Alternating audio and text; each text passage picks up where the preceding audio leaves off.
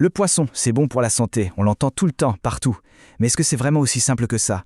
Eh bien, une étude européenne assez récente nous invite à y regarder de plus près, à voir ce qu'il y a vraiment dans nos assiettes, et à bien peser le pour et le contre. Voilà la question qui est au cœur de notre analyse aujourd'hui. D'un côté, on a les bienfaits nutritionnels incroyables du poisson, et de l'autre, un risque bien réel, mais que, franchement, on connaît souvent assez mal. C'est cette tension qu'on va explorer ensemble. Alors, voilà comment on va procéder. D'abord, on va poser le dilemme de base, ami ou ennemi. Ensuite, on verra qui est ce fameux contaminant. Puis, on se penchera sur les données de l'étude européenne. Après ça, on regardera les recommandations concrètes. Et enfin, on verra comment faire des choix éclairés au quotidien. Bon, allez, on plonge dans le vif du sujet. D'un côté, et ce n'est pas pour rien, toutes les autorités sanitaires nous recommandent de manger du poisson. Et les avantages, ils sont vraiment énormes. Pour les tout-petits, c'est un soutien essentiel pour le développement du cerveau et du système immunitaire. Pour les adultes, c'est un allié de poids pour réduire les risques de maladies cardiovasculaires. Bref, c'est une véritable mine de bienfaits. Mais voilà, il y a un revers à la médaille. Un élément qui vient tout compliquer et qui nous force à ne pas choisir notre poisson les yeux fermés. Et cet élément, c'est le mercure. Alors justement, parlons-en. Comment est-ce que ce contaminant se retrouve dans notre alimentation? C'est quoi exactement le mercure et d'où est-ce qu'il vient? Attention, on ne parle pas de n'importe quelle forme de mercure. Le plus problématique, c'est le méthylmercure, qui est particulièrement toxique. Le risque principal, et il est vraiment sérieux, concerne le développement du cerveau des fœtus et des jeunes enfants. Ce sont eux les plus vulnérables. Ce schéma explique tout parfaitement. C'est ce qu'on appelle la bioaccumulation. Ça commence avec du mercure qui se retrouve dans l'eau.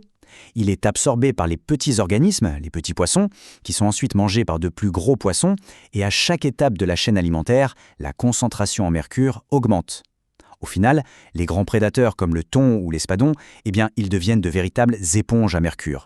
Bon, maintenant, voyons ce que la grande enquête de l'Autorité européenne de sécurité des aliments, l'EFSA, nous apprend sur nos habitudes de consommation ici, en Europe.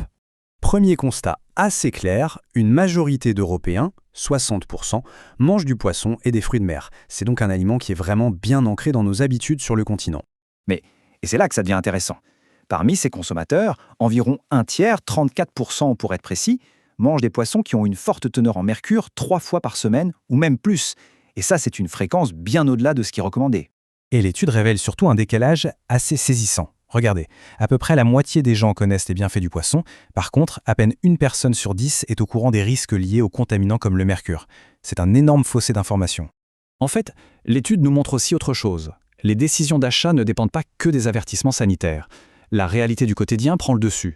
Le goût, le prix ou l'idée générale de manger sainement pèsent bien plus dans la balance que la peur d'un contaminant en particulier. Alors face à tout ça, qu'est-ce qu'on fait concrètement? Pour y voir plus clair, penchons-nous sur les recommandations officielles.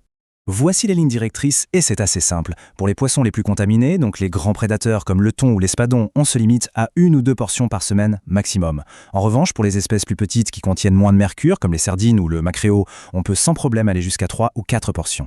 L'idée au fond, c'est vraiment de varier.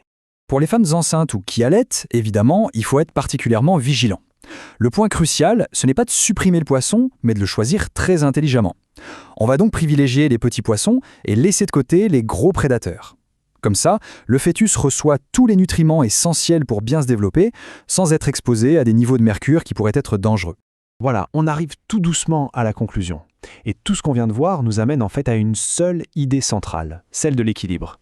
Cette citation de l'étude, elle résume absolument tout.